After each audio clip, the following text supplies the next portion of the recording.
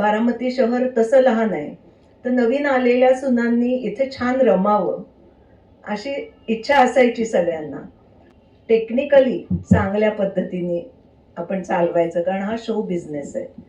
त्यामुळे प्रत्येक वेळेला आर्थिक आपल्याकडे काय अवेलेबिलिटी आहे त्याप्रमाणे डॉल्बी साऊंड सिस्टीम किंवा मल्टीप्लेक्स ह्या सगळ्या गोष्टी आम्ही बारामतीमध्ये पहिल्यांदा सुरू केल्या तालुका प्लेसमध्ये. आणि ह्या सगळ्यात माझा सहभाग होता, कारण आर्थिकदृष्ट्या हे बघत होते. बारामतीकरांना सर्व छान मिळालं पाहिजे, चांगल्या सुविधा मिळाल्या पाहिजेत या दृष्टीने काम केलेले या रेखा करंदीकर यांनी आज पुण्यात निळकंठ प्रकाशन व महाराष्ट्र टाइम्सच्या कार्यक्रमात लेखक वाचक संवाद यामध्ये आपल्या संपूर्ण जीवनपट प्रस्तुत केला. त्याचा हा भाग आपल्यासाठी. पुणे पुस्तक महोत्सव, नीलकंठ प्रकाशन आणि महाराष्ट्र टाइम्स यांच्या संयुक्त विद्यमाने आज आपण हा सलग 22वा लेखक वाचक संवाद आयोजित केलेला आहे. आजच्या कार्यक्रमासाठी आवर्जून ज्या दोन्ही लेखिका उपस्थित आहेत त्याच्यामध्ये माननीय रेखा करंदीकर या सामाजिक कार्यकर्त्या आणि माननीय अंजली मालकर या संगीत अभ्यासक आणि स्वतः विख्यात गायिका आहेतच. मी करंदीकर मॅडमचा अगोदर परिचय करून देतो. त्या state bank of India Vasai आणि बारामती येथे त्यांनी नोकरी केलेली आहे. 1982 पासून कौटुंबिक व्यवसाय, सिनेमा थिएटर, दुर्गा चित्रमंदिर बारामती इथलं त्या सगळं अकाउंटचं काम बघतात. सगळ्यात महत्त्वाचं म्हणजे आता कल्याण तावरे सर मला बाहेर भेटले होते, त्यांनी सांगितलं की भगिनी मंडळ बारामती ह्या संस्थेचं ते सगळ्यात महत्त्वाचं काम बघतात आणि मंडळाच्या सांस्कृतिक संहिता लिहिण्यापासून ते सर्व प्रकारचं काम जिथे आडेल तिथली सगळी जबाबदारी त्या निभावून येतात. आत्ताच्या काळामध्ये त्या त्यांच्या सुनबाई मधुरा करंदीकर यांच्या सहकार्याने त्यांनी यूट्यूब चॅनलसाठी जवळजवळ 16 संत स्त्रियांच्या साहित्यावरती, स्वातंत्र्य संग्रामामध्ये भाग घेतलेल्या क्रांतिकारक महिलांवरती, डॉक्टर खानखोजेंवरती असे वेगवेगळे कार्यक्रम त्यांनी केलेले आहेत. त्यानंतर मातोश्री जिजाऊ साहेब, अहिल्याबाई, झाशीची राणी, लक्ष्मीबाई यांचे व्हिडिओज त्यांनी बनवलेले आहेत. आणि सध्या सगळ्यात महत्त्वाचं त्यांचं जे पुस्तक असतं ते म्हणजे धर्मशील अहिल्या. तुमचा सगळा जो बालपणीचा प्रवास आहे, कारण तुम्ही बारामतीतून आलेला आहात आणि बारामती हे सगळ्यांचं मतिगुंग करणारं शहर आहे, तर मला असं वाटतं की तुमचा तो जो सगळा बालपणीचा प्रवास आणि हे सगळं जाणून घ्यायला आम्हाला नक्की आवडेल. मी बारामतीच्या भगिनी मंडळ बारामती या संस्थेचं 1982 पासून म्हणजे स्टेट बँक सोडल्यानंतर आर्थिक सल्लागार म्हणून काम पाहते. आणि त्याच वेळेला सिनेमा थिएटरचं आमच्या दुर्गा चित्रमंदिरचं हेही मी आर्थिक बाजू सांभाळली. ह्या दोन्ही गोष्टी करत असताना मला प्रत्येक वेळेला असं जाणवायचं की छोट्या तालुक्याचं आमचं गाव बारामती आहे. त्यामुळे थिएटर टेक्निकली चांगल्या पद्धतीने आपण चालवायचं, कारण हा शो बिझनेस आहे. त्यामुळे प्रत्येक वेळेला आर्थिक आपल्याकडे काय अवेलेबिलिटी आहे त्याप्रमाणे डॉल्बी साऊंड सिस्टीम किंवा मल्टीप्लेक्स ह्या सगळ्या गोष्टी आम्ही बारामतीमध्ये पहिल्यांदा सुरू केल्या तालुका प्लेसमध्ये. आणि ह्या सगळ्यात माझा सहभाग होता, कारण आर्थिकदृष्ट्या हे बघत होते. आणि मंडळाच्या कामामध्ये असं झालं, आर्थिक सल्लागार असल्यामुळे आमच्याकडे फंड्स नसायचे, तर कार्यक्रम कसे करणार, संबंध वर्षाचं बजेट कसं बसवणार आणि जास्तीत जास्त सहभाग कसा वाढेल.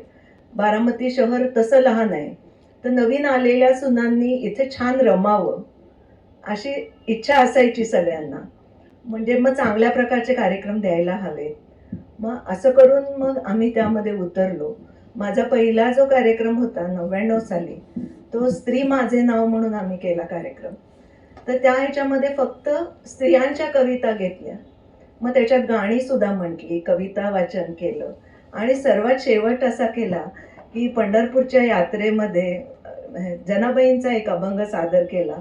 80 लोक त्या कार्यक्रमात होते की वारी घेऊन गेले ते, आणि शेवट वेणाबाईंच्या कीर्तनाने केलं. आणि हा सगळा जो भाग आहे तो आता माझा अवघा रंग एक झाला, जे दुसरं पुस्तक आलं, या सगळ्याला कारणीभूत आहे मी ते लिहायला. नाहीतर माझा आणि साहित्याचा तसा फारसा संबंध नव्हता, आकड्यात खेळणारी मी. पण भगिनी मंडळामुळे या क्षेत्राकडे मी आले आणि संगीता लिहायला शिकले. आणि आतापर्यंत मी 16 कार्यक्रम केले वेगवेगळे दरवेळेला विषय घ्यायचे. शिवकल्याण राजा हा सुद्धा आम्ही कार्यक्रम गदिमामध्ये सादर केला. आणि इंग्रजी मीडियमची सगळी मुलं आणि इंजिनिअरिंगची मुलं त्यांनी सगळ्यांनी परत येऊन सांगितलं की फक्त मुलांसाठी हा कार्यक्रम करा, कारण ह्या कार्यक्रमामध्ये सगळ्या स्त्रियांनी सहभाग घेतला होता. म्हणजे स्टेज डेकोरेशन पासून सगळं स्त्रियांनी केलेलं होतं. राजकारणामध्ये स्त्रियांना वाटा द्यावा ही कल्पना सुद्धा बारामतीतूनच पुढे आली आणि तुम्ही ते छान केलं. की तुमच्या बालपणातल्या काही आठवणी असतील, तुम्ही ज्या शाळेमध्ये शिकला ती शाळा, तुमचं कॉलेज, तुमच्यावरती प्रभाव पडणारे शिक्षक, अशा काही तुमच्या आठवणी असतील तर त्या जरा आवडतात. कॅन्सरमध्ये रिसर्च केलेले स्कॉलर होते, त्यांना मेडल मिळालं होतं. त्याच्यासाठी टोरंटो युनिव्हर्सिटीला त्यांचा प्रबंध वाचला गेला आणि डॉक्टर विष्णू दामोदर दिवेकर आणि जेव्हा ते परत आले इंडियामध्ये त्यावेळेला मी 1 वर्षाची होते. त्यामुळे म्हणायचे की तुझ्यामुळे म्हणजे काय पायगुण म्हणा काय की मला हे यश मिळालं. दुसरी गोष्ट म्हणजे ते त्यांचा कॅन्सर हा तंबाखूमुळे होतो हा त्यांचा विषय होता आणि टाटा कॅन्सर इन्स्टिट्यूटला त्यांच्यापासून या संशोधनाची सुरुवात झाली की याच्यामुळे होतो. तर त्यावेळेला आमच्याकडे छोटा 16 mm प्रोजेक्टर होता. तर ते म्हणाले नुसतं हे करून थांबायचं नाही. तर आम्ही गावोगावी मी त्यांच्याबरोबर जात होते. आम्ही कसा तोंडाचा कॅन्सर होतो किंवा कशा प्रकारे हे भोगायला लागतं ह्या तंबाखू वगैरे खाण्यामुळे, हे मी सतत त्यांच्याबरोबर जात होते. तसंच त्यांनी टोरंटोला मराठी नाटकाचा प्रयोग केला होता. रायगडाला जेव्हा जाग येते त्याच्यातला, म्हणजे त्यांना ही पण आवड होती. त्यामुळे आम्ही वसईमध्येच सगळे म्हणजे शिवाजी महाराजांचे जे हे होते कार्यक्रम वगैरे ते आम्ही ऐकले. शिवसृष्टी मी जाऊन बघितली होती मुंबईला जाऊन त्यावेळेला. आणि शिवसृष्टीमध्ये बाबासाहेबांनी ज्यावेळेला म्हणजे शिवाजी महाराजांचा म्हणजे राज्याभिषेकात रोल केला होता, नेमका तो दिवस आम्ही बघू शकलो. आणि जाणता राजा हे त्याचं पुढचं पाऊल आहे. आणि मी स्वतः सुद्धा क्लासिकल गाणं शिकत होते. 4 वर्ष गाणं शिकले आणि गंधर्व विद्यालयाची मी पहिली परीक्षा दिली तेव्हा पंडित फिरोज दस्तुरांनी माझा म्हणजे परीक्षा घेतली होती. आणि तेव्हा बाकी सगळ्यांनी भूप दुर्गा अशा रागाने सुरुवात केली आणि मी एकटीनेच खमाज रागाने म्हणजे चीज म्हटली. त्यांना अतिशय आवडलं. म्हणाले की मला खूप आवडलं, आत्तापर्यंत मी भूप आणि दुर्गाच ऐकत आलो. आणि मग मला त्यांनी पुढं काहीच विचारलं नाही. अशी अनेक गोष्टी आहेत. आणि कुमार गंधर्व मास्टर दत्ताराम तर आमच्या शाळेच्या समोर राहायचे, त्यामुळे या कीर्तिशिलेदार वगैरे ह्या सगळ्या त्यांच्याकडे यायच्या. आम्ही त्यांच्या प्रॅक्टिस आमच्या वर्गातून सुद्धा ऐकलेल्या आहेत. म्हणजे असे बरेच गोष्टी माझ्या घरामध्ये इतकी लोक चांगली चांगली येऊन गेली.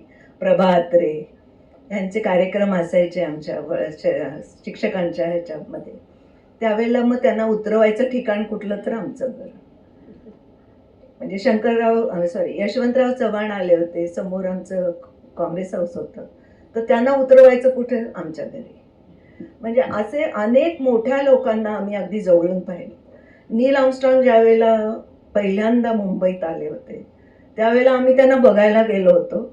आणि जज साहेबांचा रस्ता जो भाग आहे मुंबईतला माहीत असेल कोणाला तर तिथे अशी प्रथा आहे की जज ज्यावेळेला आत जातात आतमध्ये त्यावेळेला 5 मिनिटं कुठलीच वाहनं इकडून तिकडे जात नाही. आणि माझ्या वडिलांनी नेमकी ती वेळ शोधली की आता ह्या वेळेला आपण जवळून नील आर्मस्ट्रॉंगना बघू शकू.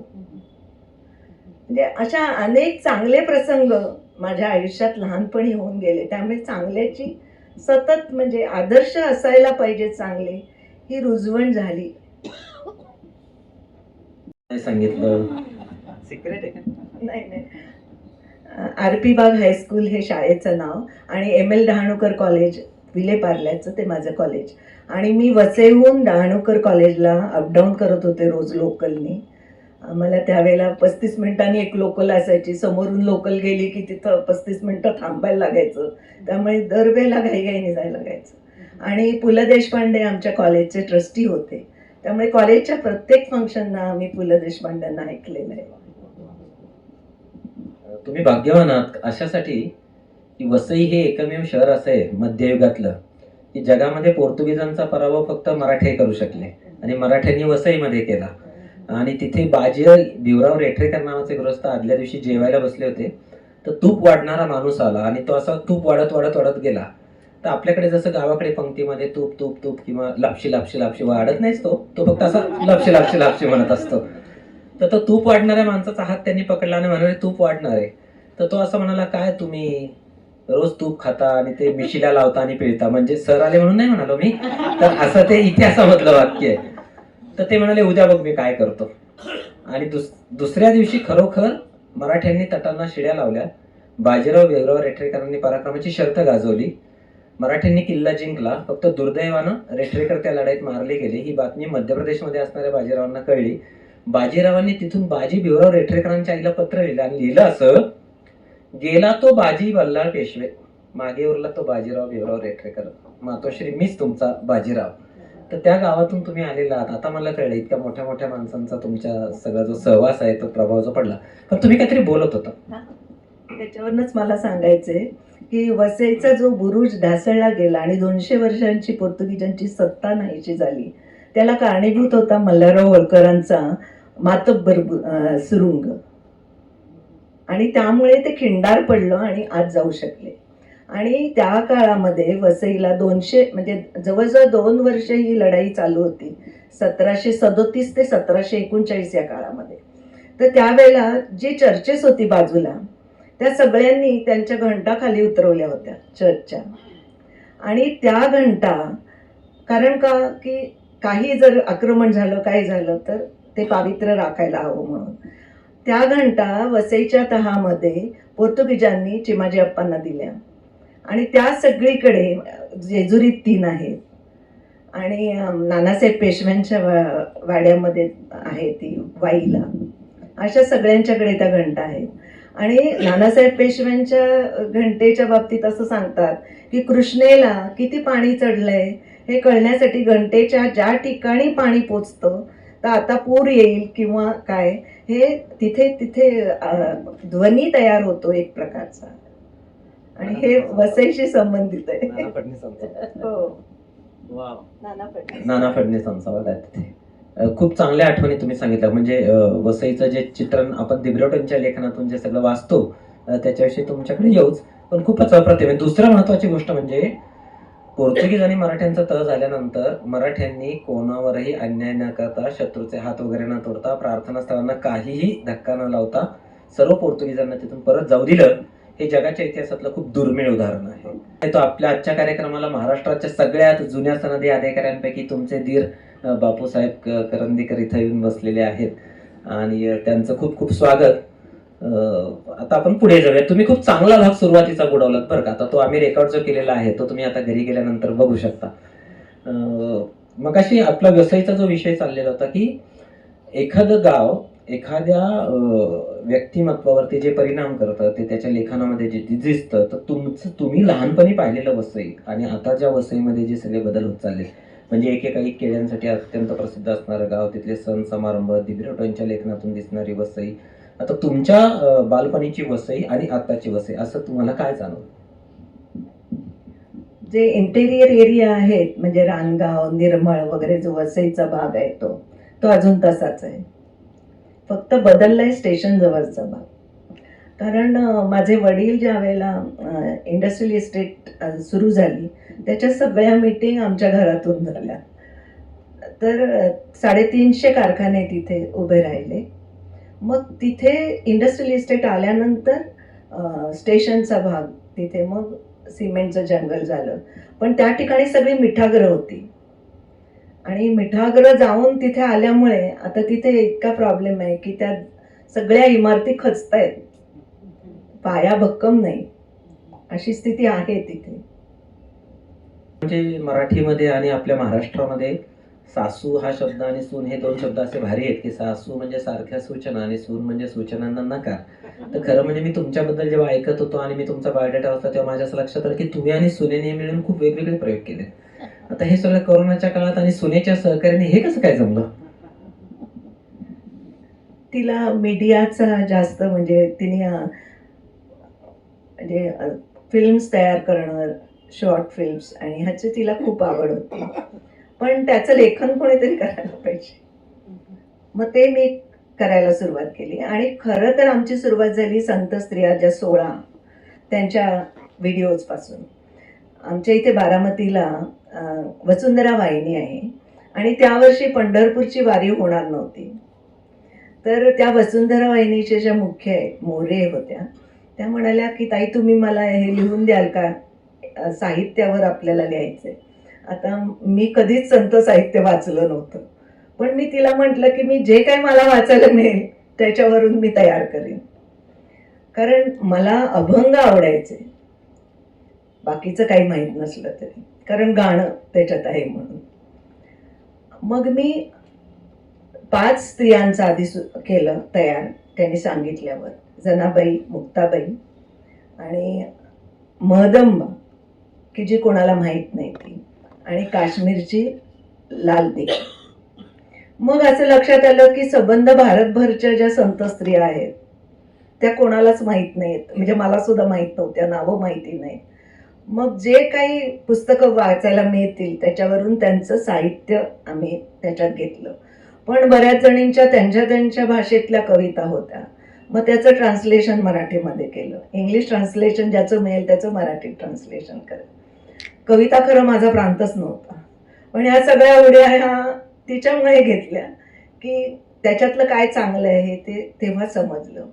आणि त्याच्यामुळे आजही मी संत तुकाराम आणि कबीर ह्या दोघांचं कसं साधर्म्य आहे त्यांचे दोहे आणि अभंगामध्ये, रोजच्या जीवनातल्या ज्या वाईट गोष्टी आहेत त्याबद्दल ते सांगतात.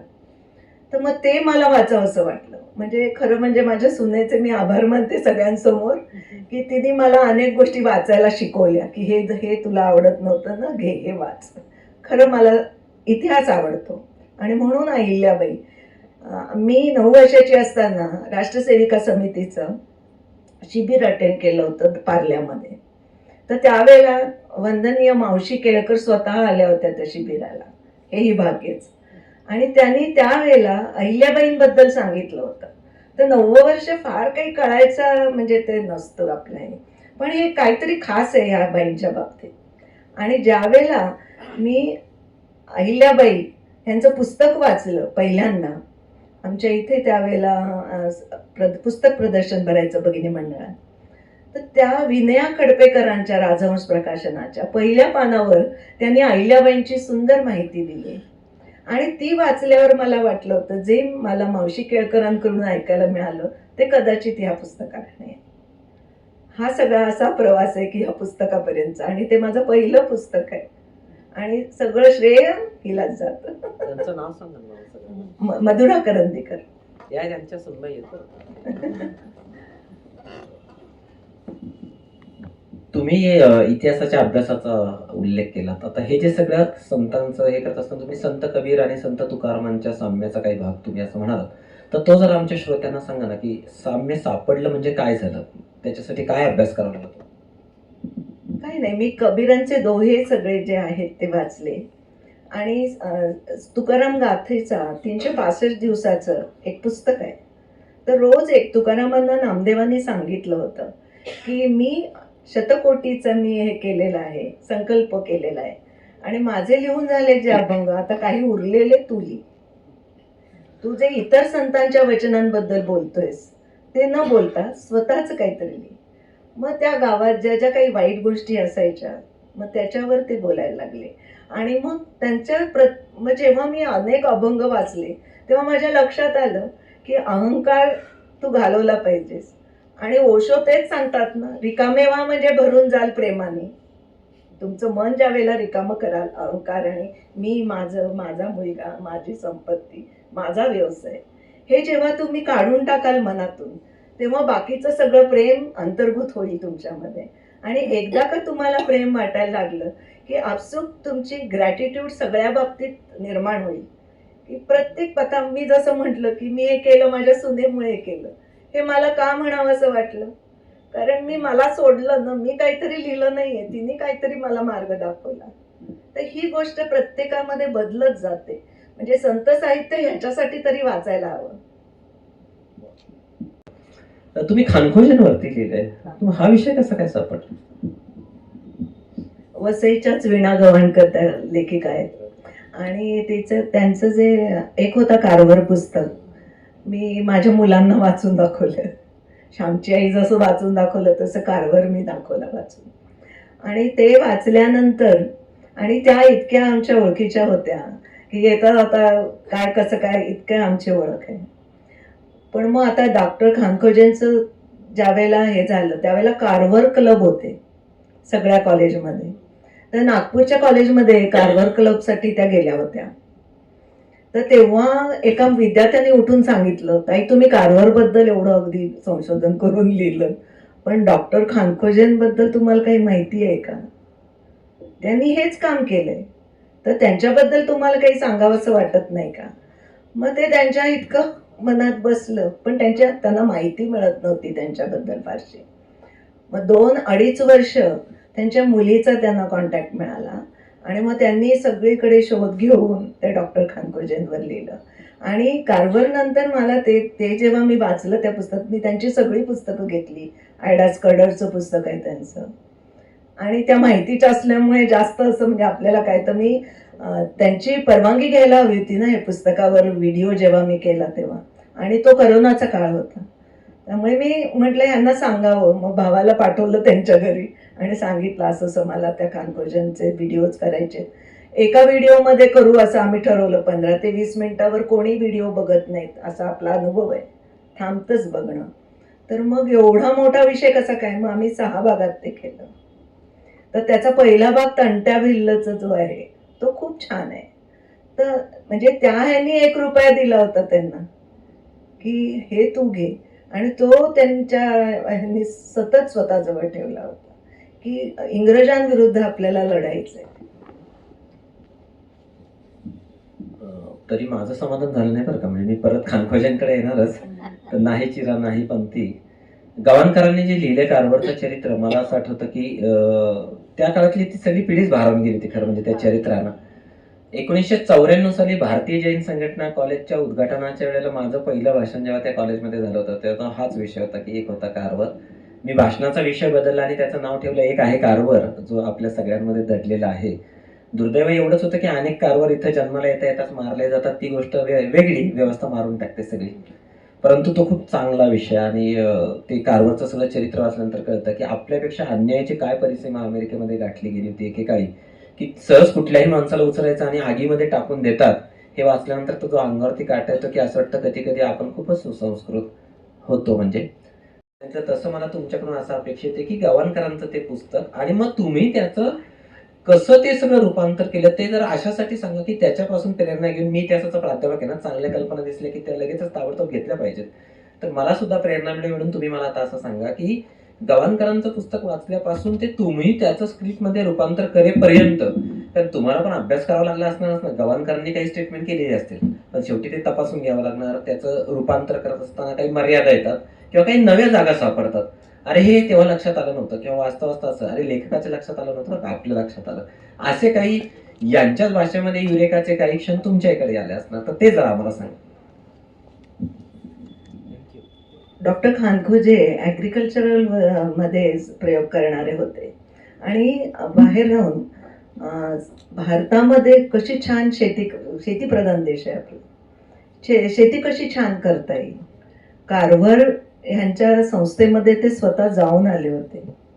आणि कारभारनी म्हणजे पीनट्सवर म्हणजे शेंगदाण्यांवर 104 प्रकारच्या त्यांनी हे केल्या होत्या की ह्याच्यापासून तयार करतात. आणि त्यांनी जे प्रयोग केले होते ते छोटे पत्र्याचे डबे वगैरे अशा ह्याच्यात प्रयोग केलेले होते. ते सगळे बघून खानखोजेंना वाटलं की आपल्या भारतामध्ये सुद्धा असं काहीतरी निर्माण झालं पाहिजे. आणि त्यावेळेला कापसाची शेती, त्यामुळे सगळे कापसाची एकदा शेती केली की तो भाग तिथे काही उत्पन्न दुसरं येत नाही. म्हणजे सुपीक जमीन सुद्धा नापीक होते कापसाच्या शेतीमुळे. असं अलाबामाच्या इथे झालेलं होतं आणि म्हणून हे सगळे प्रयोग झाले. तर खानखोजेंना पण असं वाटत होतं की भारत हा शेतीप्रधान देश आहे आणि गदरची जी मुवमेंट आहे ती ॲक्च्युली त्यांनी चालू केलेली आहे, पण त्यांचं नाव कुठेच येत नाही गदरच्या संदर्भात. हे सगळं बाहेर राहून त्यांनी केलं. मेक्सिकोमध्ये सुरुवातीलाच तिथे त्यांचं म्युरल आहे डॉक्टर कानकोजेंचं, की इथून पुढे कुठलाही माणूस उपाशी राहणार नाही. आणि मक्याचं त्यांनी जे उत्पादन तिथे करायला शिकवलं लोकांना, त्याच्यामुळे कोणी उपाशी राहणार नाही असं. आणि त्या म्युरलवर तेच आहे सगळं, मक्याचे हे केलेले. म्हणजे आणि त्यांना भारतात येऊन भारतात चांगल्या पद्धतीने टेक्निकली कशी छान शेती करता येईल आणि उत्पन्न वाढवता येईल. आणि बरेच लोक काय आहे की गावामध्ये त्यामुळे राहत नाहीत, कारण शेतीमध्ये उत्पन्न मिळत नाही की शहराकडे लोंढा वाढतो. तर गावातच लोक कशी चांगली राहतील. आणि विनोबा भावेंना जाऊन भेटून त्यांनी त्यांचा एक प्रोग्राम दिला होता की प्रत्येक खेडं कसं आत्मनिर्भर होईल. पण विनोबा भावेंनी फारसं त्याच्याकडे लक्ष दिलं नाही. ते म्हणे ह्या सगळ्या गोष्टी नुसतं तात्विक दृष्ट्या बरोबर आहे, ते खरं होणार नाही. नेहरूंनी पण त्यांच्याकडे फार दुर्लक्ष केलं. खानकोजेंना भारताची नॅशनॅलिटी सुद्धा मिळाली नाही, त्यांना इथे परत यायचं होतं तरी. अतिशय त्यांना म्हणजे कष्टात दिवस घालवावे लागले. म्हणजे त्यांची मिसेस सुद्धा जेव्हा त्यांना इकडे आल्या ह्याच्याबरोबर, त्यावेळेला त्यांना आर्थिक असं काहीच नव्हतं त्यांच्याजवळ साधन. त्यांनी दिल्लीत मिळेल त्या नोकऱ्या करून स्वतःला हे केलं. बऱ्याच ठिकाणी त्यांना असा अनुभव आला की मला जेवढं इंडियाबद्दल वाटते की स्वातंत्र्य मिळालं पाहिजे, पण स्वातंत्र्य मिळाल्यानंतर सुद्धा त्यांना आत एंट्री घेताना त्यांना एंट्री मिळाली नाही. ह्या सगळ्याचा त्यांना अतिशय खेद होता. अगदी खरं आहे. म्हणजे दुर्दैव आहे हे सगळं. ते जेव्हा आपण वाचतो तेव्हा इतकं वाईट वाटतं. विनोबांचा विषय निघाला म्हणून एकच फक्त जोड देतो. विनोबांच्या वरची जी बुधान चळवळ आहे, त्या बुधान चळवळीवरती PhDचं संशोधनाचं काम करायची संधी मला मिळाली. आणि मी खूप भाग्यवान समजतो की माझ्या आयुष्यामध्ये विनोबा आले आणि ते कायदा आणि कत्तलीच्या मार्गातून जो प्रश्न सुटू शकत नाही तो करुणेच्या माध्यमातून सोडवायला गेले. आणि विनोबांनी आश्चर्य वाटेल, भारत स्वतंत्र होण्यापूर्वीच खूप गावांचं सर्वेक्षण केलं होतं. जवळजवळ 300 गावांचं सर्वेक्षण केलं होतं. खरं म्हणजे त्यांच्या आणि खानकोजेंच्या चर्चेमध्ये कसं काय या गोष्टी राहून गेल्या, परंतु काही समजत नाही. तुम्ही म्हणता तो अगदी बरोबर आहे. एक्झॅक्टली, अगदी बरोबर आहे. मी स्त्री क्रांतिकारकांवरती पण लिहिलेलं आहे. म्हणजे आम्ही आता इतिहासाच्या पाठ्यपुस्तकातून पूर्वी स्त्रिया अदृश्य असायच्या. आता पुढे मला बालभारतीमध्ये काही काम करायची संधी मिळाल्याबरोबर जो सगळा भाग शक्य तो सगळा आणला. परंतु स्त्री क्रांतिकारक हा विषय तुम्ही कसा काय निवडला आणि त्याच्यासाठी काय अभ्यास करावा लागला? कारण भारतभरामध्ये खूप वैविध्य आहे या सगळ्यामध्ये. वेलू नचियार आणि ह्यांच्याबद्दल मी वाचलं, मला ते आवडलं. आणि त्यांच्याबद्दल वाचत असताना की त्यावेळेला कोयली म्हणून त्यांची जी हे होती मदतनीस, तिने खूप चांगलं काम केलेलं होतं. तर मग असे सगळ्या गोष्टींवर आता मी सांगू, मला 2022 साली मी ते व्हिडिओज केले, त्यामुळे फारसं सांगताय ना. बेगम हजरत महल अशांच्या आम्ही त्यावेळेला व्हिडिओज केले. आणि व्हिडिओज 15-16 मिनिटाचेच करायचे असतात. त्यामुळे फार फार तर काय आपण त्यावेळेस त्यांचा काळ कसा होता आणि त्यांनी प्रत्यक्ष काय केलं ह्याबद्दलच आम्ही व्हिडिओत फक्त माहिती सांगितली. अहिल्याबाई हा विषय कसा काय आला तुमचा? अहिल्याबाई होळकरांच्या बद्दल मी सांगितलं तसं की वंदनीय मावशींच्याकडनं ते ऐकलं होतं.